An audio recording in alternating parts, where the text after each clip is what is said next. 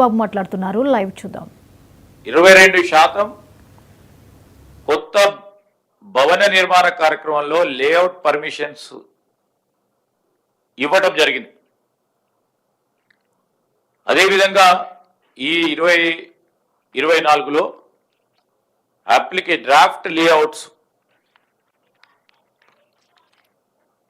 Draft outlets with open లేఅవుట్స్కి సంబంధించి 21% పెరిగింది.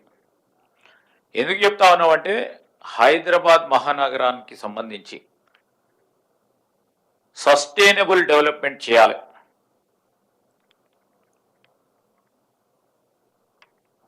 సిటిజన్కు సంబంధించి మన నగరంలో ఉంటున్న వాళ్ళందరికీ క్వాలిటేటివ్ లైఫ్ ఇవ్వాలని, గ్రీన్ ఎనర్జీ పరంగా కేంద్రీకరించి పనిచేస్తూ ఉన్నాం. కేంద్ర ప్రభుత్వం స్మార్ట్ సిటీస్ రూపేణా వచ్చిన దాని పరంగా మన స్మార్ట్ సిటీస్ను ఇంప్రూవ్మెంట్ చేయాలని మనమందరం కూడా చూస్తూ ఉన్నాం. హైదరాబాద్ కేవలం ఒక మోడర్న్ ఎమ్యూనిటీస్తో పాటు మనకున్న సాంస్కృతిక హెరిటేజ్ను ముందుకు తీసుకెళ్లే ప్రయత్నంలో ప్రతి ఒక్కరికి కూడా ఒక అనువైన ప్రాంతంగా ఎవరైనా ప్రపంచ దేశాల్లో కూడా ఇక్కడికి వచ్చి స్థిరపడాలని ఆలోచన చేస్తూ ఉన్నారు. మొన్న ఈ మధ్యలో కొద్ది రోజుల క్రితమే ఒక ప్రధానమైన సంస్థ ఏదైతే నగరాలకు సంబంధించి రిపోర్ట్ ఇస్తుందో, నగరాలకు సంబంధించిన ప్రగతి, రాబోయే కాలంలో ఏ నగరం అభివృద్ధి చెందుతుందా, ఏ అభివృద్ధి చెందబోతా ఉంది, ఏ నగరం ఇప్పటివరకు అభివృద్ధి చెందిందని సావిల్స్ గ్రోత్ హబ్ ఇండెక్స్ అని వారు ప్రధానంగా పేర్కొనడం జరిగింది. మొత్తం ప్రపంచ దేశాల్లోనే హైదరాబాద్ ఇన్ టాప్ 5 ఈ సంవత్సరం 2024కు సంబంధించి హైదరాబాద్ నగరం మొత్తం ప్రపంచంలోనే 5 నగరాలలో ఉందని చెప్పటం అనేది విశేషం. దీనికి కాంట్రిబ్యూట్ చేసిన అనేక మందికి కూడా నేను ఈ సందర్భంలో ప్రతి ఒక్కరికి కూడా కృతజ్ఞతలు తెలియజేస్తా ఉన్నాను. అదేవిధంగా Asia cities lead the way in Savills growth hub index అని అనేక పత్రికలు కూడా, అంటే ఆంగ్ల మాధ్యమంలో ఉన్న అనేక పత్రికలు కూడా ఈ విధంగా రాసినాయి. ఇది మేము కల్పించింది కాదు. సో మేము ఎందుకు చెప్తామనంటే ఈ మహానగరం అభివృద్ధిని చేయాలి, ఇంకా పెద్ద ఎత్తున ముందుకు తీసుకెళ్ళాలి. ప్రపంచ దేశాల్లోనే 5 నగరాల్లో మనం ఉంది.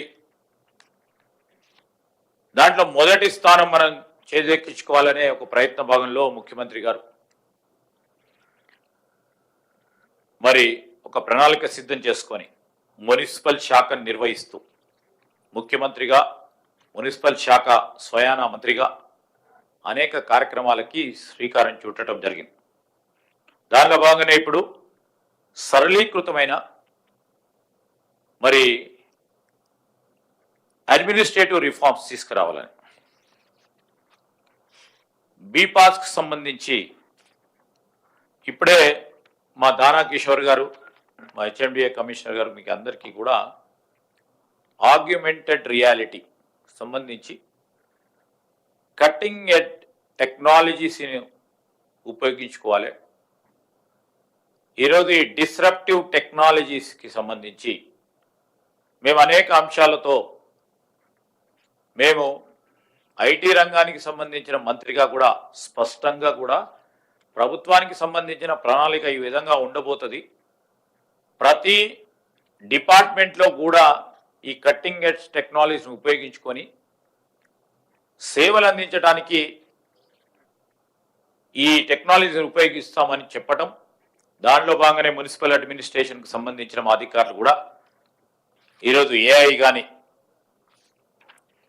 అదేవిధంగా ఆగ్యుమెంటెడ్ రియాలిటీకి సంబంధించిన కొత్త సాంకేతిక పరిజ్ఞానాన్ని ఉపయోగించుకొని సేవలన్నిటిని కూడా, పౌర సేవలన్నిటిని కూడా అతి సరళీకృతంగా ఎఫిషియెంట్ మోడ్తో ప్రొడక్టివిటీని పెంచే ఒక యోచనతో ఈరోజు new unified online building and layout approval సిస్టమ్ని తీసుకురావటం జరిగింది. మీకు అందరికీ కూడా వారు ప్రజెంటేషన్ ఇవ్వటం జరిగింది.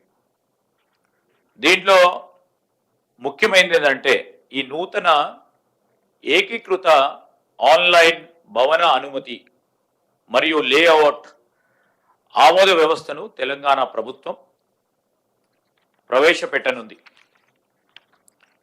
ప్రస్తుత వ్యవస్థలో ఎందుకు ప్రవేశపెడతా ఉన్నాం? ప్రస్తుత వ్యవస్థలో ఉన్న కొన్ని ఇబ్బందులను దృష్టిలో పెట్టుకొని సేవలకు సంబంధించి ప్రతి పౌరుడికి పారదర్శకంగా సేవలు అందించాలని ఒక ప్రధానమైన ఉద్దేశం. విత్ లెస్ రెడ్ టేపిజం పర్టికులర్గా కూడా ఈరోజు అడ్మినిస్ట్రేటివ్ ఎఫిషియన్సీని పెంచాలి. అడ్మినిస్ట్రేషన్ మరింత చేరువలో ప్రజలకు సేవ అందియాలి అనే ప్రధానమైన ఉద్దేశంతో మరి ముఖ్యమంత్రి గారు దీన్ని ప్రవేశపెట్టబోతా ఉన్నారు. ఉదాహరణకి నేను చెప్తా ఉన్నా, ప్రస్తుత వ్యవస్థలో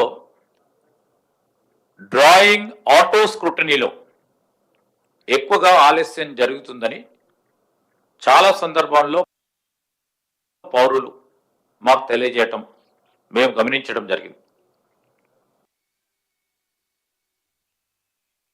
అలాగే హై రైజ్ భవనాల విషయంలో డ్రాయింగ్ స్క్రూటినీకి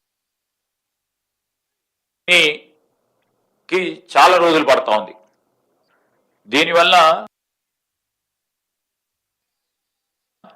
ఎవరైతే వినియోగదారులు ఉన్నారో దరఖాస్తు సమర్పణ సమయంలో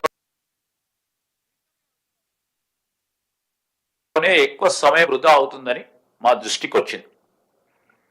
అంతేకాకుండా